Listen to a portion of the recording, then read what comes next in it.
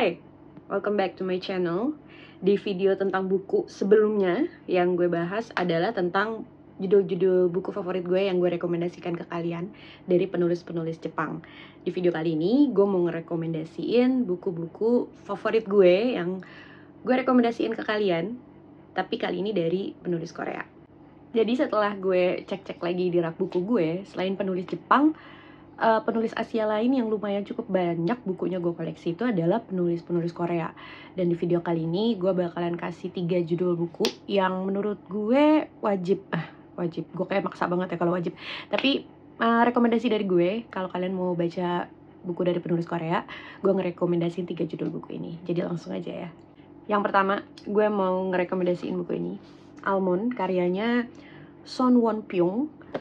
Buku ini bagus banget, tentang seseorang yang dia tuh nggak bisa ngerasain emosi, atau dia tuh tidak bisa bersimpati sama orang gitu, dia tidak memiliki empati gitu, jadi ya datar aja gitu. Dan buku ini tuh membuat gue merasa bersyukur banget karena gue bisa merasakan emosi-emosi yang gue rasakan dalam hidup ini gitu. Karena ya ternyata segala hal yang kita rasakan, entah itu sedih, entah itu senang, entah itu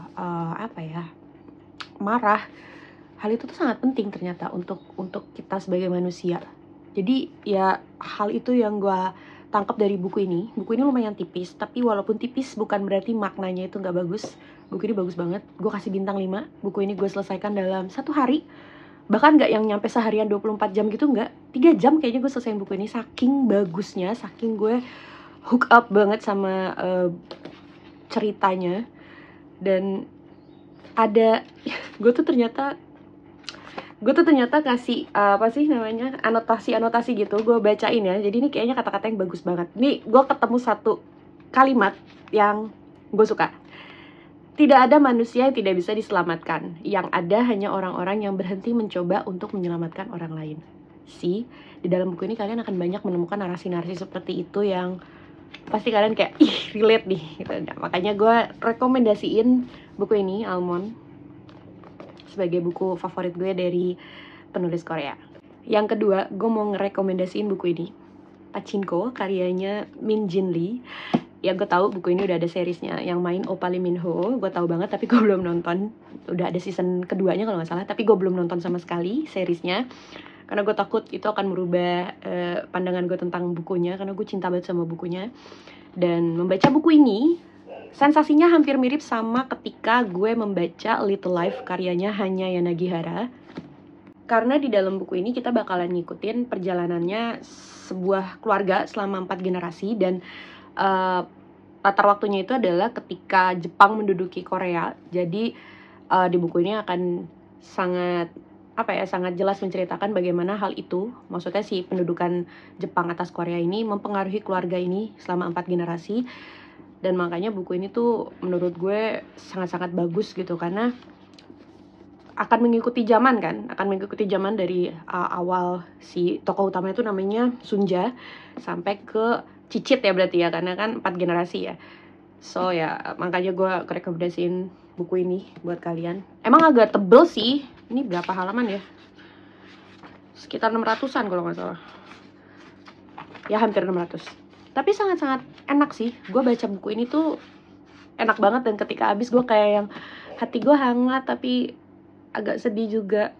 Jadi ya kalau kalian penasaran, baca aja. Gue nggak tahu seriesnya mirip banget sama yang di buku apa enggak.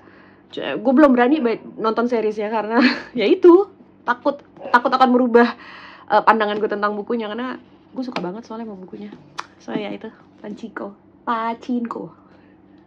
Dan sebagai pecinta buku thriller, kayaknya gak adil kalau gue gak nyebutin salah satu judul buku thriller dari penulis Korea. Dan gue akan ngerekomendasiin buku ini, The Good Son, karyanya Jong Yoo Jong. Sebenarnya gue udah baca 2 bukunya dia. Yang pertama itu adalah 7 tahun ke-8, dan yang kedua ini gue baca The Good Son. Padahal yang terbit duluan tuh The Good Son dulu, baru 7 tahun ke-8. Tapi gue bacanya 7 tahun ke-8 dulu, baru ini. Dan bukunya beliau yang sudah diterjemahkan ke dalam bahasa Indonesia itu udah ada 4, yaitu The Good Son ini, 7 tahun ke-8, lalu ada judulnya 28, memang angka gitu, 28 gitu. Dan yang baru banget diterbitkan dalam bahasa Indonesia itu adalah judulnya Genie Genie kalau nggak salah, correct me if I'm wrong. Dan itu gue nggak punya bukunya. Dan ya, dari 2 bukunya dia yang udah gue baca, gue paling suka buku The Good Son ini. Karena menurut gue thrillernya tuh bener-bener yang thriller banget. Apa ya, menegangkan banget sih buku ini. Seingat gue buku ini gak ada plot twist ya.